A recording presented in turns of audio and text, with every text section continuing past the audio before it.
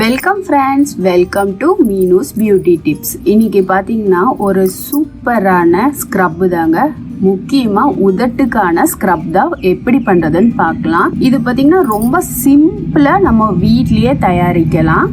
அதுக்கு first mix பண்றதுக்கு ஒரு பவுல் எடுத்திருக்கோம். இங்க நம்ம சுகர் எடுத்திருக்கோங்க, சர்க்கரை. அதாவது இது என்ன சர்க்கரைனா நம்ம நார்மலா டிபார்ட்மெண்டல் ஸ்டோர்ல, பெட்டி கடையில, ரேஷன் கடையில வாங்குற சர்க்கரை கிடையாது. இது பாத்தீங்கன்னா நம்ம நார்மலா வாங்குற சர்க்கரை பாத்தீங்கன்னா கொஞ்சம் நல்லா கெட்டியா இருக்கும், கிறிஸ்டலாட் இருக்கும். ஆனா இது பாருங்க இப்படி ஃபைனா இருக்கும். இது பேர் கேஸ்டர் சுகர் அப்படி சொல்லுவாங்க. இந்த பேக்கிங் ப்ராப்பர்ட்டிஸ் எல்லாம் விற்பாங்க இல்லைங்களா, அந்த கடையில கிடைக்கும். அப்படி இல்லாட்டி கம்ப்ரஸ்டு சுகர் இருக்கும் இல்லைங்களா, இந்த ஸ்டார் ஹோட்டல்ஸ்ல எல்லாம் பாத்தீங்கன்னா சின்ன கியூப் பட்டர் சுகர் தருவாங்க, டீல போட்டு அப்படியே மிக்ஸ் பண்றதுக்கு. இந்த சுகரை தான் அப்படியே கம்ப்ரஸ் பண்ணி கொடுப்பாங்க. இது அந்த மாதிரி கேஸ்டர் சுகர். இது நார்மலா நம்ம டீ போட்டு குடிக்கலாம். இது ஒன்றும் கெட்ட பொருள் கிடையாது, இது நல்ல பொருள் தான், சாப்பிடக்கூடிய பொருள் தான். இது பாத்தீங்கன்னா நான் ஒரு 3 ஸ்பூன் அளவுக்கு எடுத்திருக்கேன். அடுத்ததா நம்ம தேங்காய் எண்ணெயை இதுல சேர்க்க போறோம்.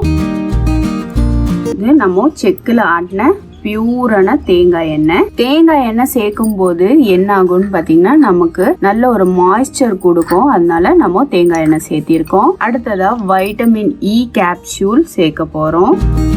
வைட்டமின் இ கேப்சூல் இல்ல அப்படின்னா நீங்க வெறும் தேங்காய் எண்ணெய் மட்டும் கூட சேர்க்கலாம், ஒன்றும் தப்பு கிடையாது. இது கூட நம்ம கொஞ்சமா தேன் கலந்துக்கலாங்க. இது பாத்தீங்கன்னா நம்ம ஒரிஜினல் தேன் நம்ம வீட்லயே அடை கட்டியிருந்ததுனால நமக்கு ஈஸியா கிடைச்சது.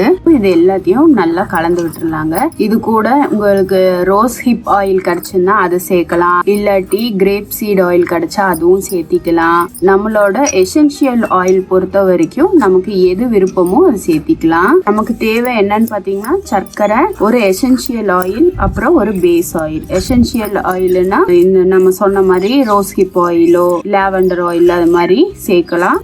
ரெண்டாவது பேஸ் ஆயில்னா நம்ம தேங்காய் எண்ணெய் இதெல்லாம் பேஸ் ஆயில வரும். இப்போ இது கரைஞ்சிடுமா அப்படின்னு கேட்டீங்கன்னா கண்டிப்பா கரையாது. நீங்க ஃப்ரிட்ஜ்ல எல்லாம் வைக்க வேண்டியதே இல்ல, நீங்க நார்மலா ரூம்லயே வச்சுக்கலாம். நம்ம குளிக்கிறதுக்கு முன்னாடி ட்ரை ஃபேஸா இருக்கும் இல்லைங்களா, அப்ப நம்ம இதை அப்ளை பண்ணிக்கணும். ஈரத்தோட அப்ளை பண்ணீங்கன்னா சர்க்கரை கரைஞ்சிடும். நான் உங்களுக்கு அப்ளை பண்ணி காட்டுறேன் பாருங்க.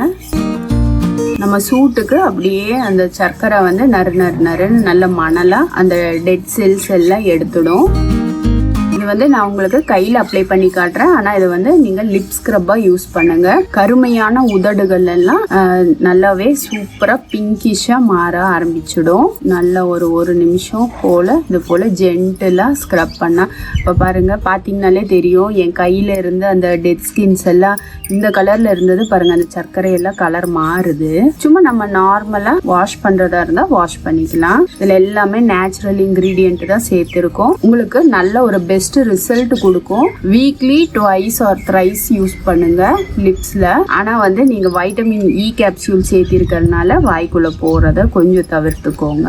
அதை ஸ்கிப் பண்ணிருந்தீங்க அப்படின்னாலும் வாய்க்குள்ள போனாலும் ஒன்றும் பிரச்சனை இல்லை. இப்போ இதை நான் வாஷ் பண்ணிட்டு காட்டுறேன். நம்ம வாஷ் பண்ணியாச்சு பாருங்க, நல்ல ஒரு ஷைனி லுக் கிடைச்சிருக்கு.